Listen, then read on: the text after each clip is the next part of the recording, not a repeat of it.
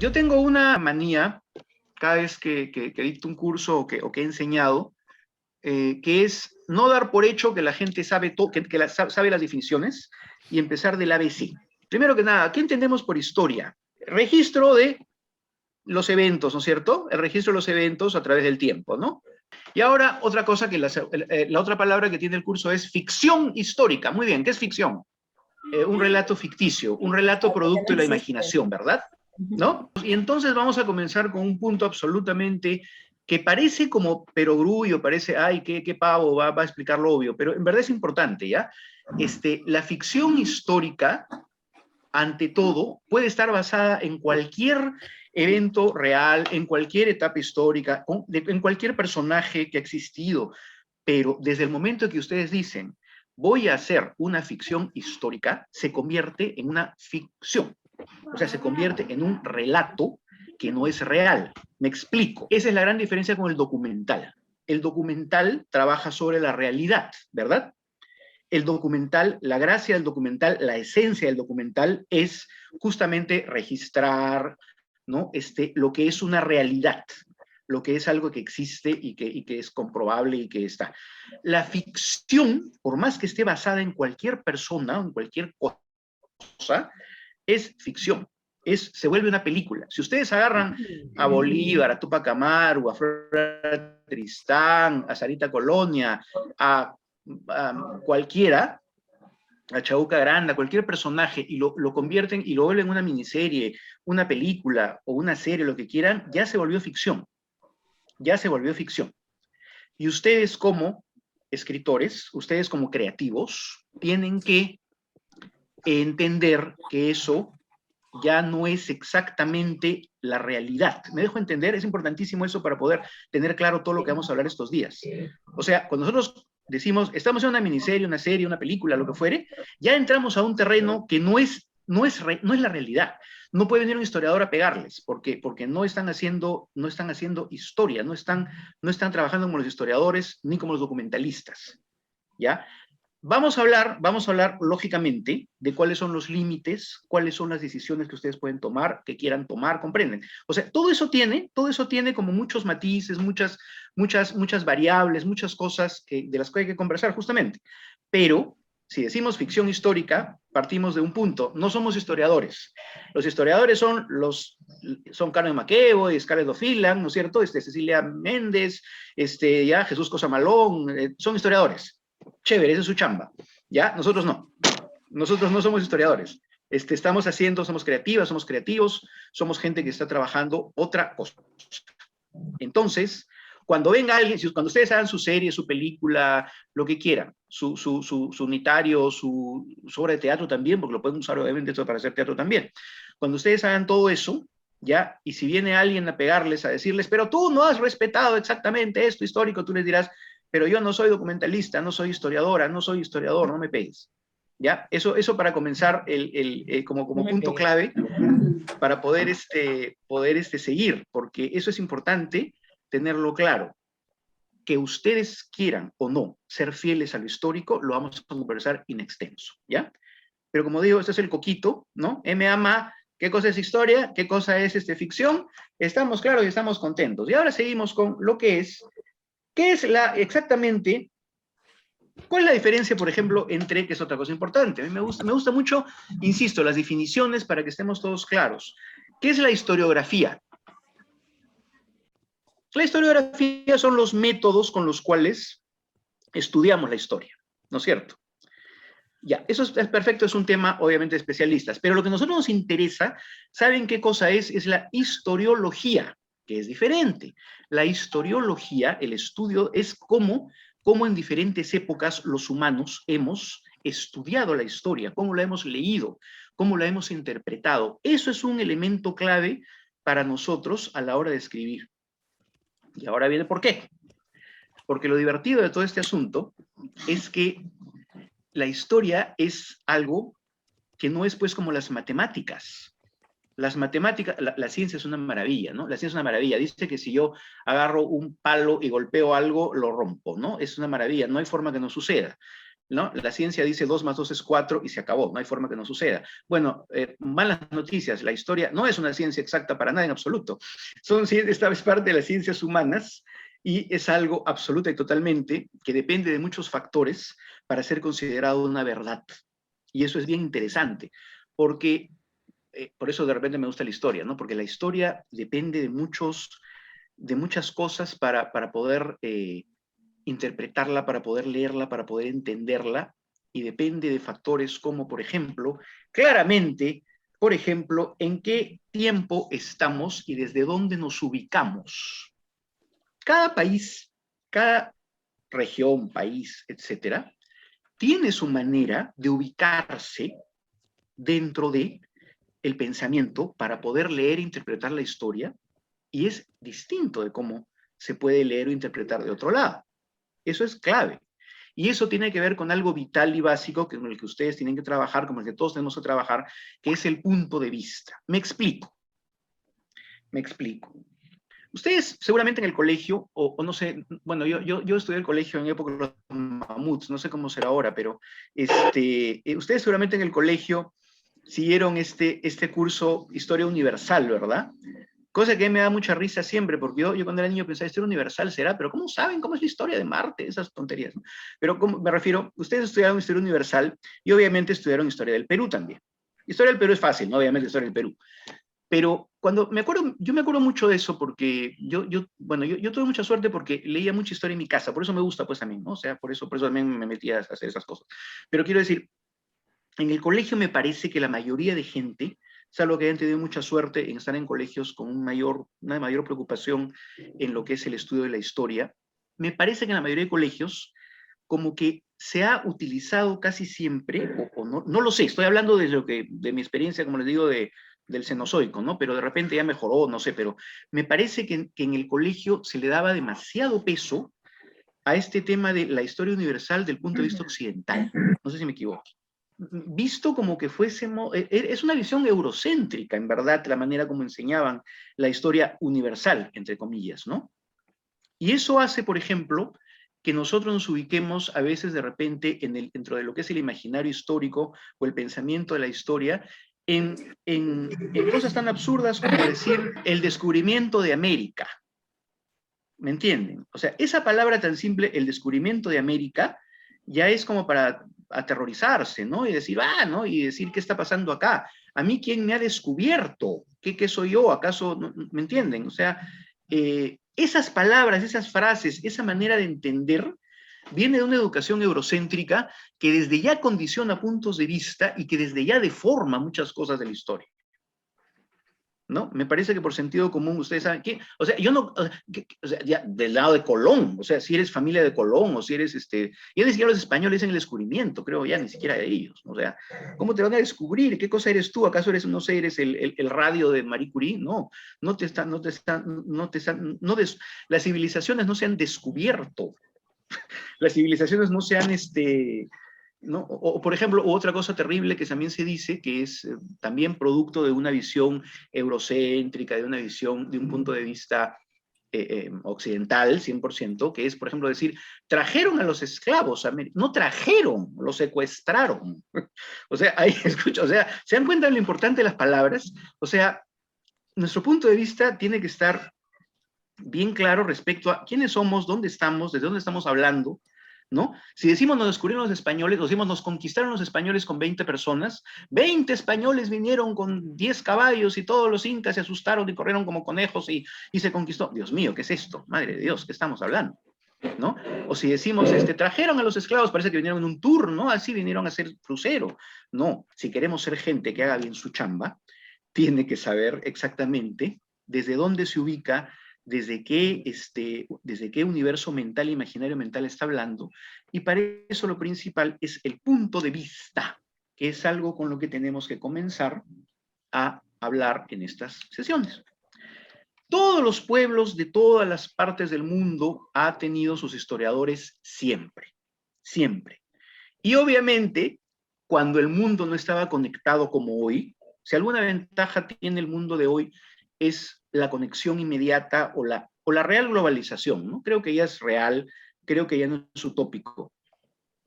Pero antes eso, obviamente, hasta hace relativamente poco tiempo, eso era terriblemente difícil, ¿no? Ustedes ya no creo, ¿no? No sé, por ahí algún contemporáneo mío, obviamente, alcanzó, por ejemplo, a hacer lo que eran los telegramas, ¿no? Qué chistosos son eso ahora, el telegrama. Te mando un telegrama, me da mucha risa el chico, es un telegrama, parecía así. Bueno, ya no, pues ya no existe nada de eso, pero quiero decirles que las comunicaciones de hoy han hecho que el mundo ya sea, pues, global, sea un mundo en el cual todos estamos rápidamente, nos enteramos de cualquier cosa en cualquier lado, pero durante los siglos que eso no sucedió, cada región, cada porción del mundo desarrolló su manera de leer la historia y siempre había historiadores, siempre en todas partes. Es una maravilla, desde los albores de la civilización que hay historiadores. ¿Desde cuándo se habrá empezado esto? Bueno, se ubica como inicios de la civilización, o en todo caso del registro histórico, pues la Mesopotamia, ¿no? Y todas esa zona del mundo en la cual pues se empieza con la escritura cuneiforme y a registrar las cosas que pasan. En el Perú está pues los grandes todavía misterios por resolver respecto, por ejemplo, los tipos de escritura de las civilizaciones prehispánicas, ¿no? Yo no conozco mucho de eso, seguramente alguno de ustedes sí, tal vez, de, por ejemplo, no sé, pues lo que se transmitía en los payares, ¿verdad? De la cultura mochica chimú, incluso la idea de los quipus, ¿no? Que todavía son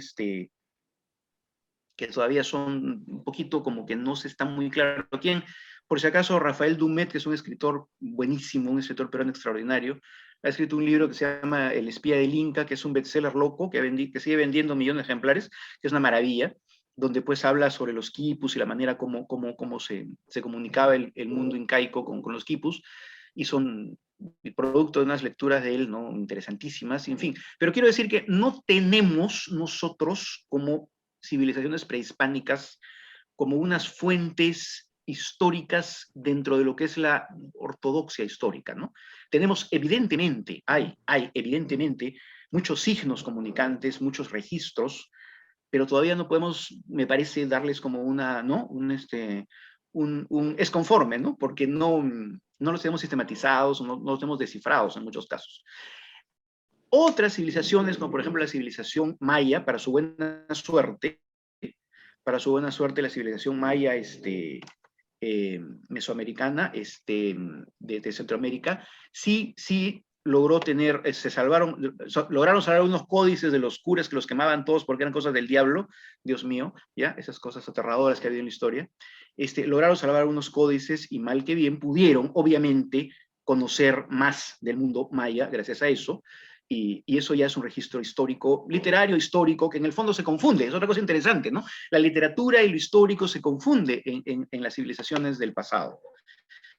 Pero quiero decir que todos los pueblos han registrado lo que les sucede, y todos lo han registrado, obviamente, desde su manera de entender el mundo.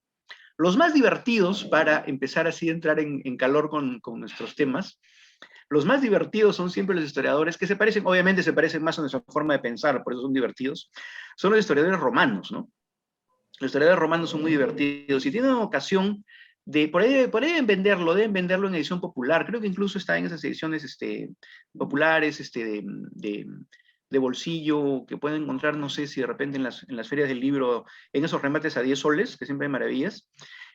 Suetonio, por ejemplo, es un historiador que a mí me encanta, ¿no? Suetonio, que es un historiador romano, que habla sobre los emperadores romanos, sobre los Césares, tiene un libro famoso, ¿no?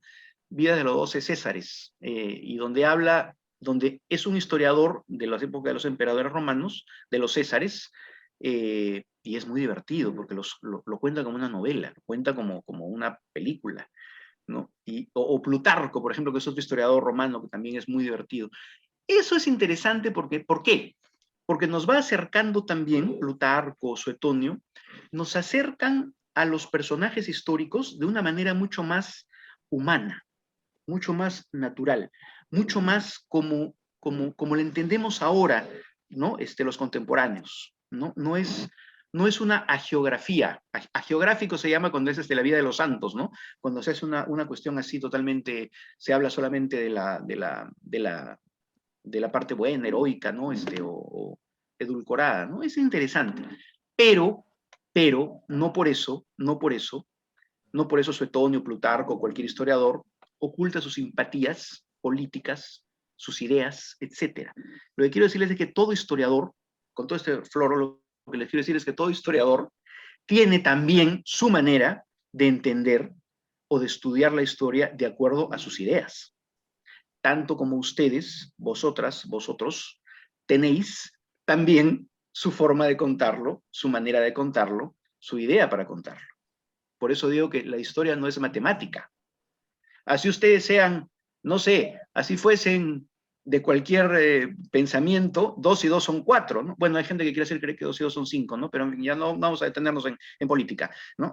O que 48 es igual a 51, no voy a hablar de eso. Pero quiero decir, así ustedes sean de cualquier tendencia o pensamiento, 2 y 2 son 4, y se acabó.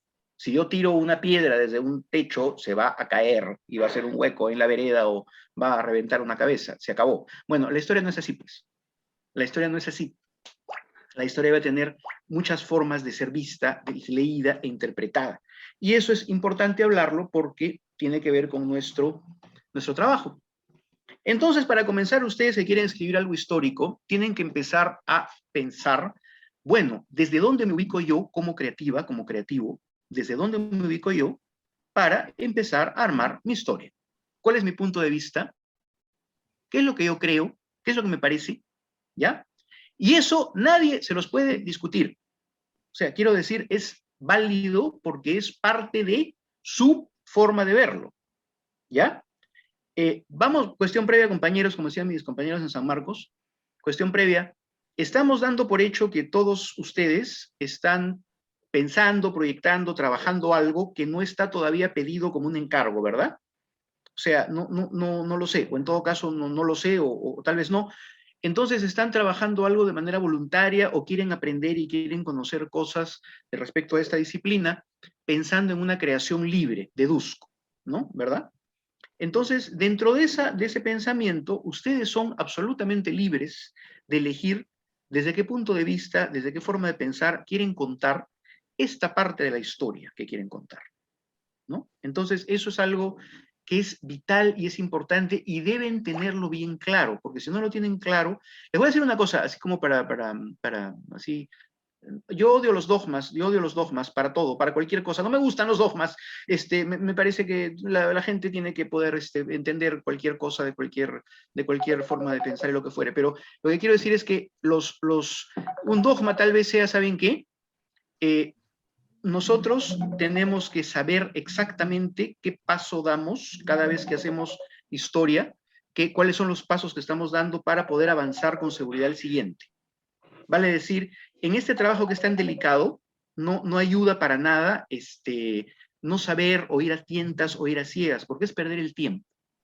¿Ya? Parte de la chamba de enseñar guión, de enseñar creatividad, eso lo sabrán quienes han seguido cursos o creatividad o talleres o lo que fuere, es como, yo creo que lo que uno aprende es no perder el tiempo y no andar así como sonso en un cuarto oscuro, ¿no? Que no sabe para dónde.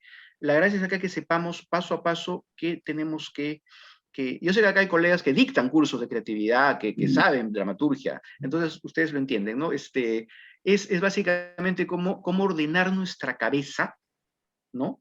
Cómo ordenar este cráneo, tenga pelo o no, cómo ordenarlo para que las cosas, nosotros no perdamos tiempo en ubicarnos creativamente. Es organizar la creatividad, gerenciar la creatividad, como dirían los yuppies, mis amigos yuppies del Pacífico, que les encanta hablar así en gerencias y esas cosas. Bueno, ya. Entonces, primero es, ¿desde dónde me ubico para contar esta historia que quiero contar ambientada en otros tiempos? ¿Desde dónde lo estoy mirando? ¿Quién soy yo? Creadora, creador, ¿quién soy? ¿No? Soy una peruana, un peruano, un guatemalteco, ¿no? Una china, una colombiana o un belga. No importa. Pero me ubico y desde esa cultura que tengo, o desde ese punto de vista, miro el mundo que quiero utilizar para crear mi ficción. Mi ficción, insisto, mi ficción. No somos historiadores ni documentalistas, somos creativos. Entonces pasamos a, por ejemplo, ¿no? Para ilustrar un poquito los puntos de vista, ¿ya? Me vuelvo un poco, me remito otra vez a a la manera como nos enseñan historia en el Perú, ¿no? Historia del Perú, que es un poco terrible, ¿no? Si yo creo, por ejemplo, que es, felizmente ya está superado, ¿no? Si yo empiezo a decir, por ejemplo, vinieron 20 españoles y se tiraron al imperio incaico, pucha, ya te van a decir, oye, Mixer, tienes un problema, no has leído ya, ¿no? Así no fue, así no fue, así no fue, o sea, no es así. A la hora que llegan los españoles acá, hay unas guerras civiles de terror, ¿no? Entre un montón de pueblos y con los incas, o sea, y hay todo. No voy a poner a explicar eso porque nos tiramos toda la hora, pero quiero decir, no pueden ya ustedes tan alegremente soltar esos lugares comunes eurocéntricos y totalmente, ¿no? Ya se nota que no. Pero, y también, por ejemplo, comparémoslo con, no sé si ustedes ven novelas turcas o han visto alguna novela turca alguna vez tan divertida. Por ejemplo, yo me pesqué un par de novelas turcas de época, por ejemplo, y es impresionante cómo los turcos, por ejemplo, cuentan su imperio otomano, ¿no? El imperio otomano para ellos es el más grande imperio que jamás existió. Mentira, no fue el más grande imperio que jamás existió, pero no importa, ellos lo cuentan así, ellos se dan un baño de autoestima extraordinario para hablar del imperio otomano. Dios, para ellos el Imperio Otomano era todo el mundo. Tú escuchas la novela y dices, ay, Dios mío, los otomanos se conquistaron toda Europa, todo no sé cuánto, luego vas al mapa y ves, bueno, no tanto, pero más o menos. Pero no importa, para ellos era el mayor imperio que existió en el mundo y los niños otomanos escuchan eso. Eso no es malo, les cuento, ¿eh? O ni qué decir como lo cuentan en Estados Unidos, ¿no? Dios, Estados Unidos, bueno, mató a todos los indios y, en fin, es horrible. Pero quiero decir, hay muchas maneras de contar. Y eso tiene que ver con qué tanto queremos informarnos de nuestra historia, qué tanto queremos leer.